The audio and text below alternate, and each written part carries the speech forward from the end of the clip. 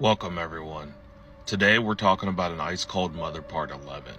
Today we're talking about the life of Shonda Vander Ark.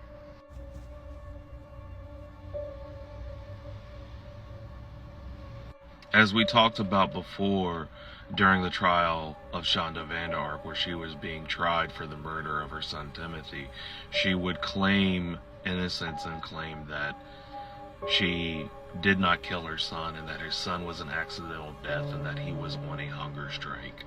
And unbeknownst to her, the police and the prosecution not only had video footage from the CCTV cameras inside her house, they would also have text messages between her and her son Paul Ferguson that she had recruited to abusing her son Timothy.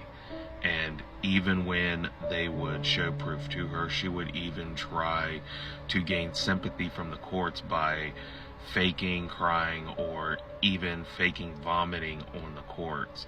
But it would all fall on deaf ears. This is hours before he dies, right? Yes, sir. You look like that when you put him in the bathtub?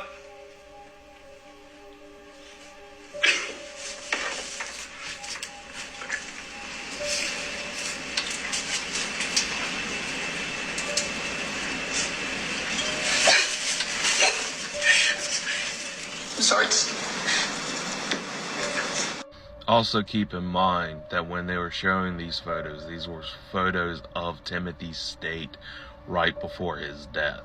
And this is where she would hold her mouth and began acting like she was vomiting. This is the same state that her son Paul had actually texted about the welfare of Timothy, but she didn't want to stop punishing Timothy or starving Timothy. But yet when she was on court, it was enough to make her fall down on her knees and quote unquote throw up.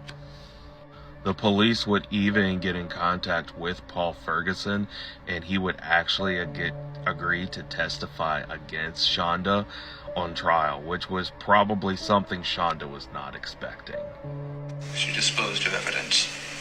Vibration detectors, a camera upstairs that was not confiscated. She broke the memory chip that was inside into 4 pieces and threw them out the window as we were driving to Grandma and Grandpa Vander Ark's.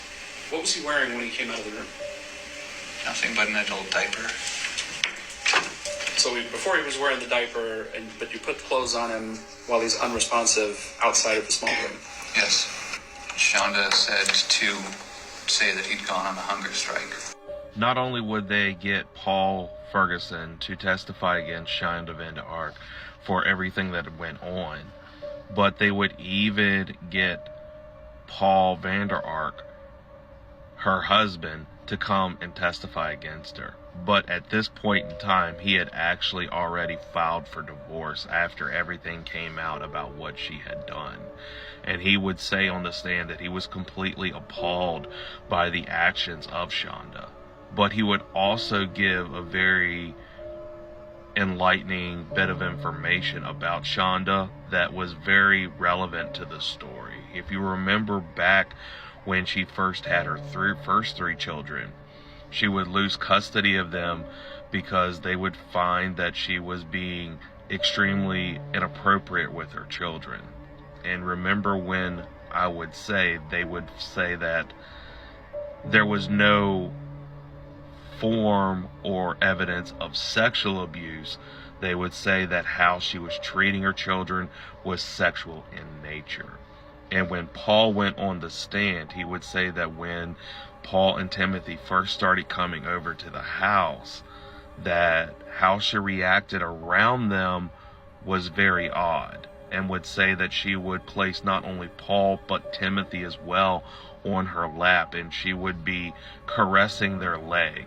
And he would say that even though it wouldn't be sexual, it would be sexual in nature, which would just show that she honestly had not changed after all those years. After the trial, the jury would have deliberation to come up with a verdict, and it really would not take them long. And they would come with a sentencing and verdict on January of 2024. And I thought to myself, what do I do? And I will tell you this, I'm choosing not to remember your son dead, looking like a Holocaust victim, but I'm choosing to remember like that. And you can't even look at him. That's how he was. A beautiful child with a lot of life in his eyes. That's who your son was. And you took that from him.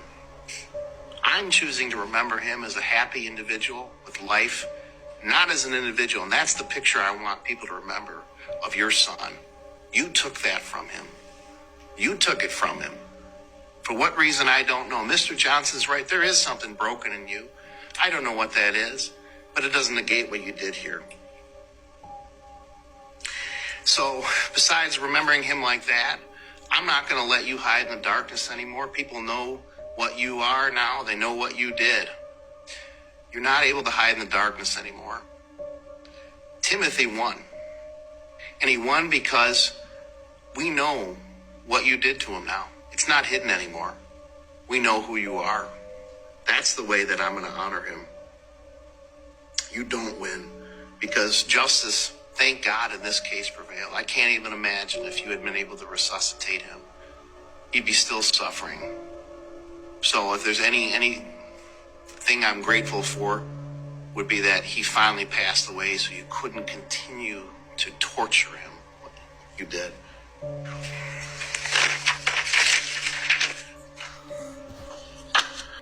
For the charges of child abuse that poor Timothy was subject to, they would charge Shonda 50 years.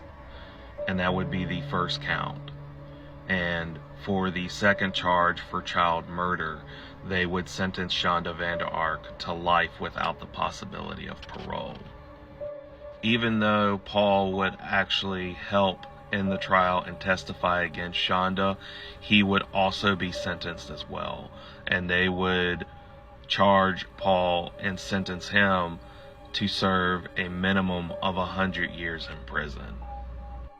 But unfortunately, Timothy would not be the only tragedy in this story. Earlier in the story, we had talked about how Paul Vander Ark had actually suffered a stroke to where he would need 24/7 care, and he would actually move in with his parents. And this is where the abuse of Timothy would actually begin. Now, if you remember, Paul and Shonda had a son that they had together, and I'm not sure what happened to the child after everything had happened, but I'm almost sure that this child went to Paul and his parents. And he unfortunately would not live to see justice being served to what Shonda Vander Ark had done, as he would unfortunately pass away on February 8th, 2023, while battling leukemia.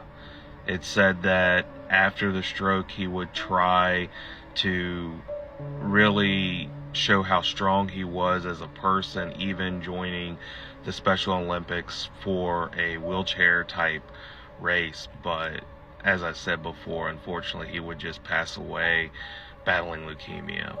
And as I also said before, I think their son Adam actually went to live with his parents. The most heartbreaking thing about this story is Timothy went his whole life not knowing what love was. And that is the most gut-wrenching thing about this story. This kid wanted so desperately to be loved. I honestly hope that Shonda and Paul never get a chance to get outside of prison. And I honestly hope that his face, his memory, haunts them for the rest of their lives. And wherever Timothy is, I hope that you are resting well and finally finding peace and love.